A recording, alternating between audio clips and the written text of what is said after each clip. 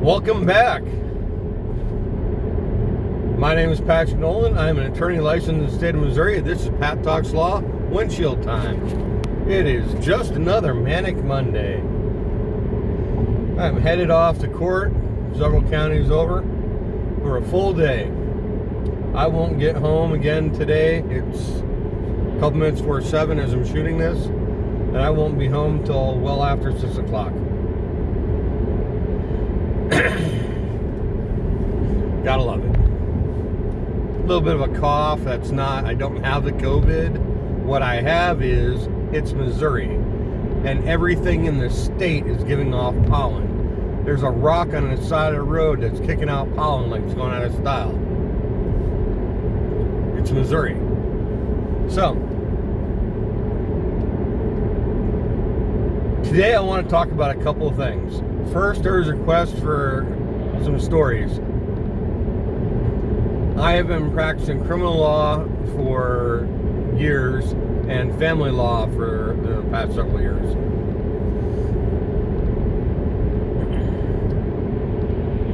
In a discussion with the comedians, Happen Morph, they have a channel where they go down the rabbit hole.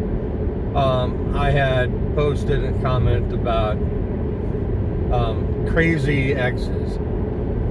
You know, and I learned a long time ago from a gentleman that I worked with at the Fort Leonard Wood Guidon, Specialist Ramirez. He went on to do something. I know his big dream was to be a Border Patrol agent. I really hope he made it. I haven't had contact with him since that paper. But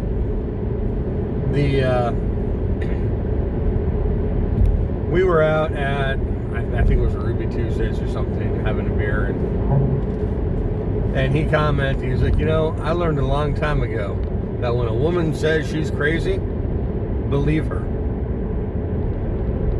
If she says she has issues right at the start of the relationship, you just meet and she smile and you are being all cute and coy with each other, and she's, well, I have issues.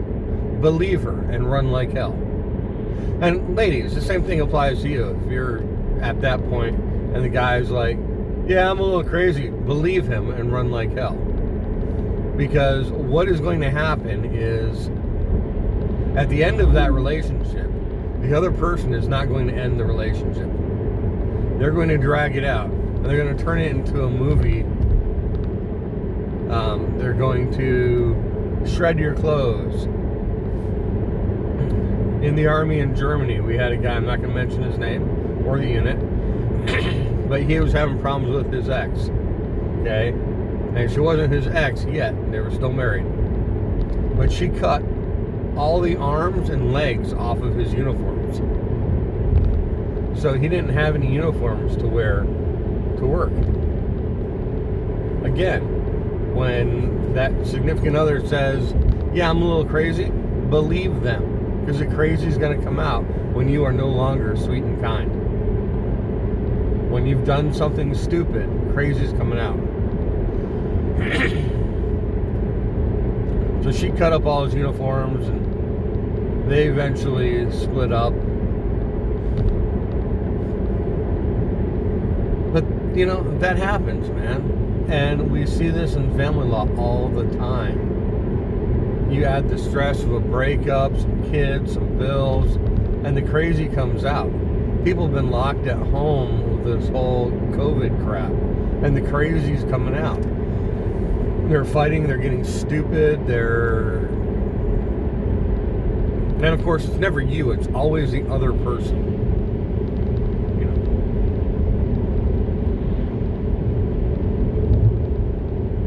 But that's a fact of just being in close proximity for too long. You add in all the other stresses, and people snap at their significant others. You know, it's not that they truly hate each other, they're needing some kind of release. Which brings us to today. Missouri is open with some restrictions. Not constitutional restrictions, but some restrictions. So, look, there's been discussion about making people sign in their name and address at every business they go to and the time they're there, so that they can track who might be exposed if there's a positive test. Yeah, I'm not doing that. And if the city, county, or state were to order that, I'm still not going to do that. That would be a quick trip to court. They are not going to surveil me on the possibility that I might be exposed to somebody with an illness. And I'm not going to fucking consent to it.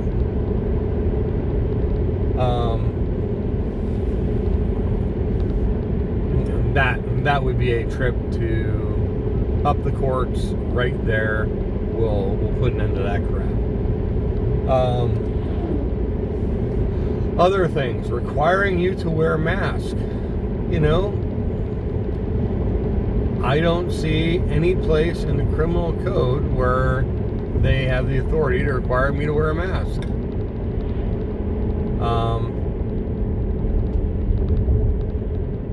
You know, a friend of mine in North Carolina posted a comment to me earlier where they were trying to require them to wear masks in North Carolina.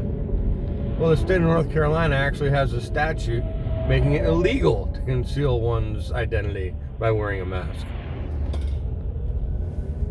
Fascinating, isn't it?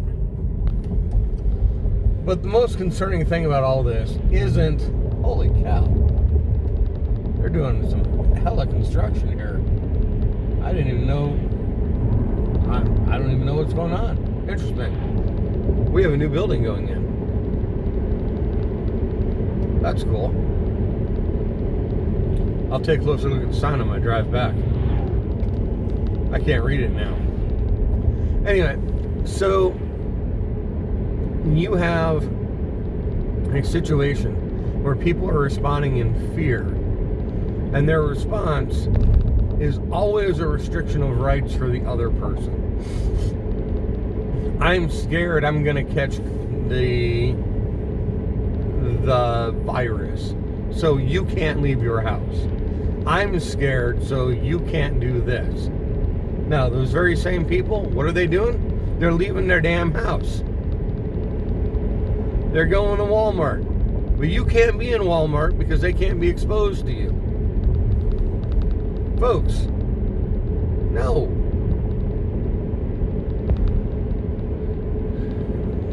So we have a problem.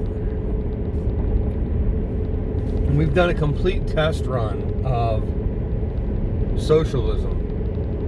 And that's truly what the last month and a half have been. You may not think so, but your non-essentialness, if you are a non-essential employee, that's exactly what the government thinks of you. You are non-essential. They take away your livelihood, they send you home, they give you $1,200, make you dependent, make it so you're not going to be able to pay your bills coming up. Then, when they pass a bunch of stimulus and they approve that they're going to give you $600 a week in unemployment, they also pass laws ordering the businesses to make you come back to work. So how does this work? Now that they realize that it's going to cost $600 a week in addition to your typical unemployment for every person, then the businesses are told you have to get back to work. So your employer calls you back to work. This is happening right now all across the state of Missouri. Employers are saying, hey, you need to come back to work. Meanwhile, the unemployed people are saying, I'm making more on unemployment than I did working for you. I don't want to come back.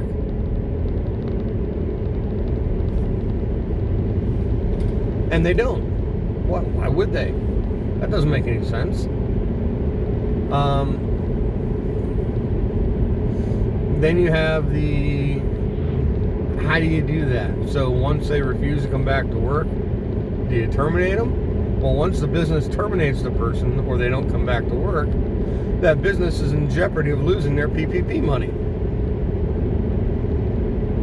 And by losing, it's a forgivable loan as long as it's used for payroll and you don't cut anybody.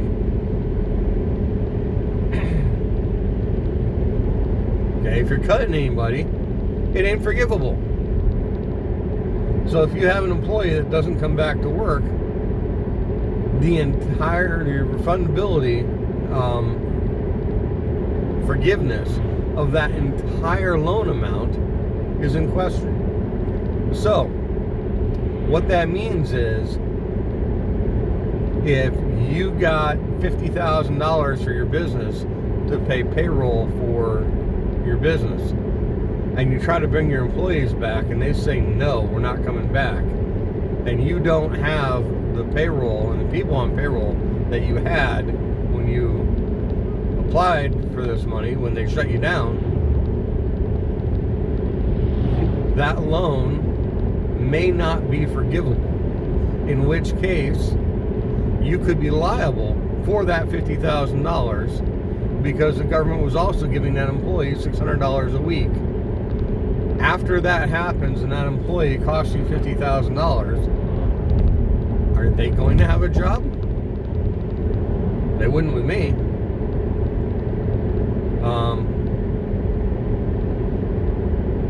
And employees, you got to think about this. So where are we going to go? Well, not everybody's getting that $600. It's a nice idea, but it's not happening. Not everybody's getting all the grants and stimulus that they're talking about. It's a nice idea, but it doesn't help the average person on the street. Okay, it helps business owners. Realistically. Look, we have a couple of small businesses. They gave me a lot of money. And I'm a lawyer. Mine's going to be forgivable because we know how to track that. And we're going to be militant about it. But for the small business down the street, where he gets an influx of $25,000 under the PPP that's going to be available for his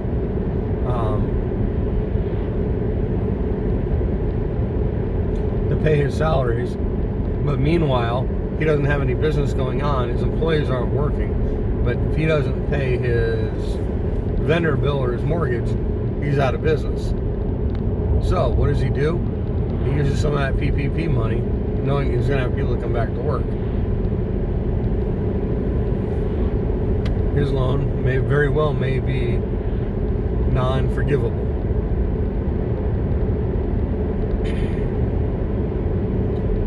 And that is solely because he was in a worse position than another person.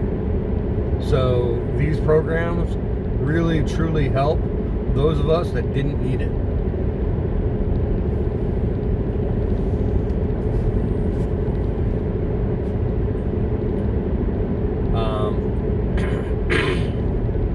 You know, the personal stimulus, the $1,200 per adult and $500 per child. I've got 3 kids. Okay, they're sending my wife and I $3,900. I haven't gotten it yet, but we'll get it. I don't need it. Didn't ask for it. There are people that need money. I'm not one of them.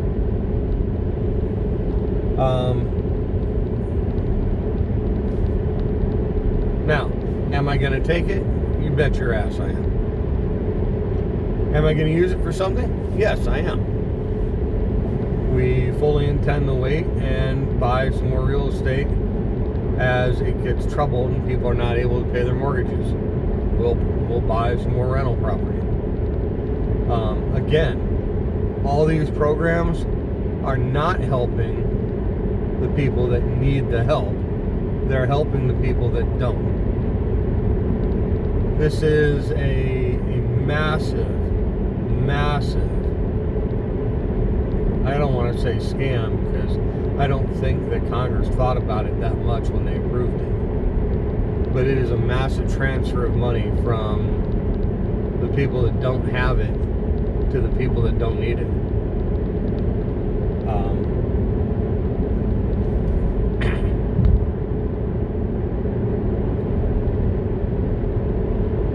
Anyway, and it's going to come out on the back end. It's going to come out in taxes. Short-term thinking to long-term problems.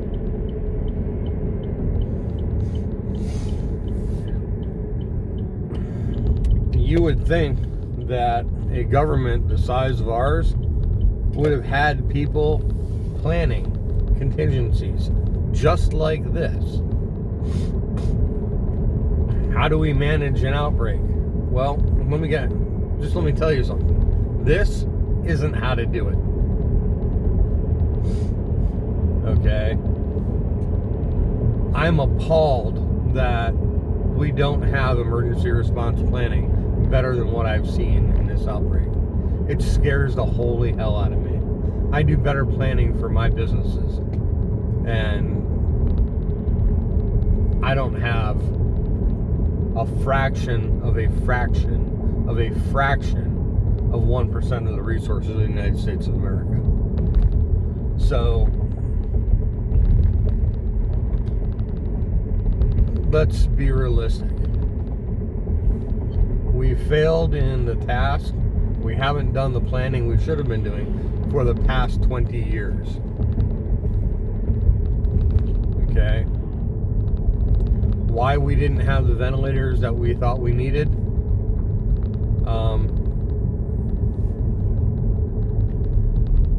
I'm not worried about that one.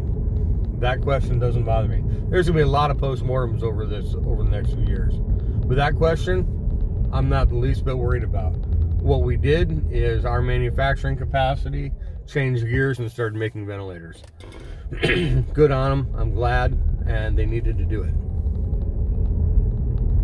Now, they're producing many, many, many ventilators. Let's talk about the personal protective equipment. Masks. We don't have enough masks or gloves. We keep hearing that through all the media. Yet, when you talk to the hospitals, they don't want the handmade ones because they have plenty of the masks and gloves that they actually need. However, we don't manufacture a lot of that stuff domestically anymore. And the reason we don't manufacture it domestically, it could be any number of reasons. Labor cost is one. Okay, every time we jack the minimum wage, we make producing something in a third world country much more attractive. Now, I'm not going to get into the politics of that because that is pure politics. And the fact of the matter is that most of us aren't going to agree on that anyway. When we punish people for gouging, we are stopping the free market. I mean, we've done everything wrong here. I truly hope that people smarter than me sit down in government and do a post-mortem and say, hey, this is what we did right, this is what we did wrong, this is how we prep for the next crisis. Let's put these plans, let's get contingency planning. So this was a pseudo-pandemic that we were responding to. How do we handle it if we actually have a full-blown pandemic? What are our package plans to put in place and get moving on? The government should not have 2 months of indecisiveness. The government should have a plan where they pull off the shelf and say, yes, here we go. This is plan number 1984 A7B, and execute it. The government should be that organized and able to do that. And we should have standing legislation in effect allowing that to happen and happen quickly. This is not rocket science. This is something that private business that publicly traded companies do every single day. What is our contingency for losing all of our Oriental market to some calamity? I guarantee you, Coke, Pepsi, they have a plan for that. What is our contingency if there is a hurricane that hits New Orleans? Again, Coke, Pepsi, Budweiser, they have plans for that. Part of their plan is to shift over to making drinking water and ship drinking water down to people. Guess what? They did every time. Again, because they have a plan for it and they are able to execute that plan. It's not rocket science, it's not a complicated thing. So why are we not able to do that with our federal government? And the reason for that right now is because they don't give a shit about you. All they care about is their own little turf battle. The Crips and Bloods in Congress, the Reds and the Blues, fighting over turf, little street gangs, how they can screw all of you over to their benefit. That's all it is. And don't pretend like there's a difference between the Democrats and Republicans. There really isn't. They're both frog marching to socialism and fascism, just at different speeds. So, what do? Man, you gotta wake up. You gotta pay attention to local politics. You gotta pay attention to your state. You gotta start paying attention to the feds. There were 40,000 new federal felonies last year. I'm a lawyer, man. We can't follow those. There isn't time. Every alphabet soup bureaucracy program is passing laws.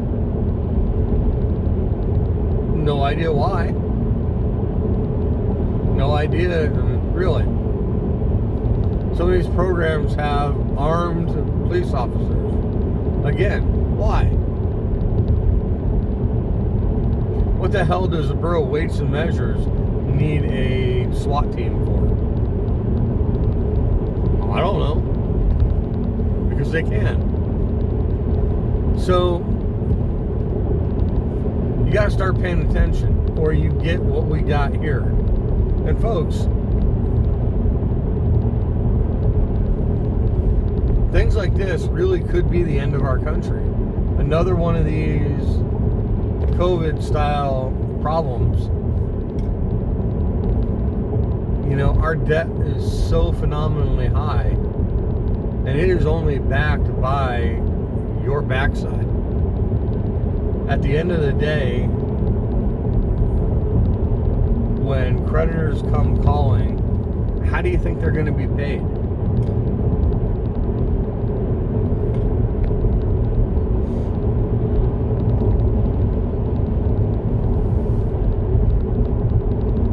When you want to collect debts from nation state, it's usually done at the force of arms.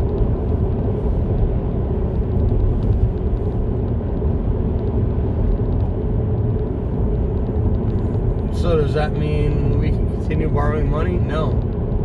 We're going to stop lending to us. Unless they have a military that they think can stand up to the United States military, they're going to stop.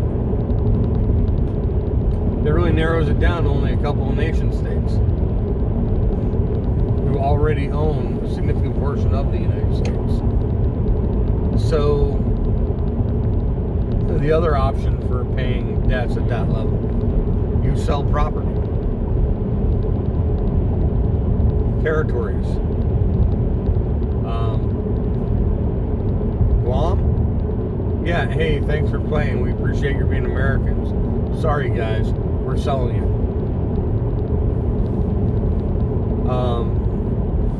Could very well happen. How do you come up with money? Well, that's one of the ways. Bring our manufacturing capacity home. Stop binding it up in red tape and allow the producers to produce.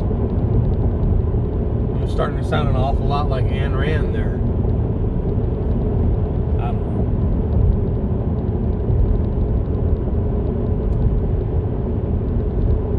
know. Well, so I guess that's the answer for today. Today's windshield time comes down to you got to start paying attention to your government. Here in Missouri, we got all excited over medical marijuana, and nobody paid attention to the corruption in the implementation of the constitutional amendment that authorized it. So excited that we were going to finally start legalizing marijuana that absolutely nobody, with the except select few that weren't listened to, paid any attention to the people involved or the way it was happening.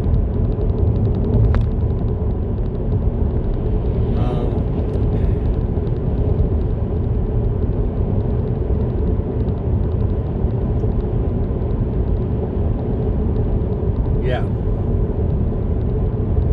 And now we have the mess we have. Where is your medical marijuana? It ain't on the shelves, is it?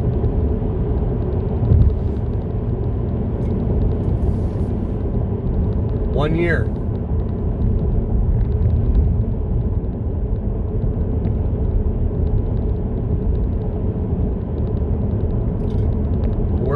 When will you see medical marijuana on the shelves? You know,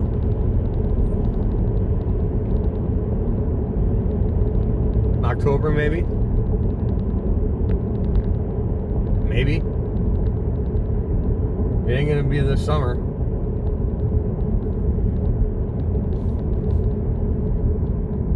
Your growth cycle is gonna be what, 90 days? Yeah. You're not getting medical marijuana in the shelves this summer. You don't have any cultivation facilities that have been approved to open and start planting.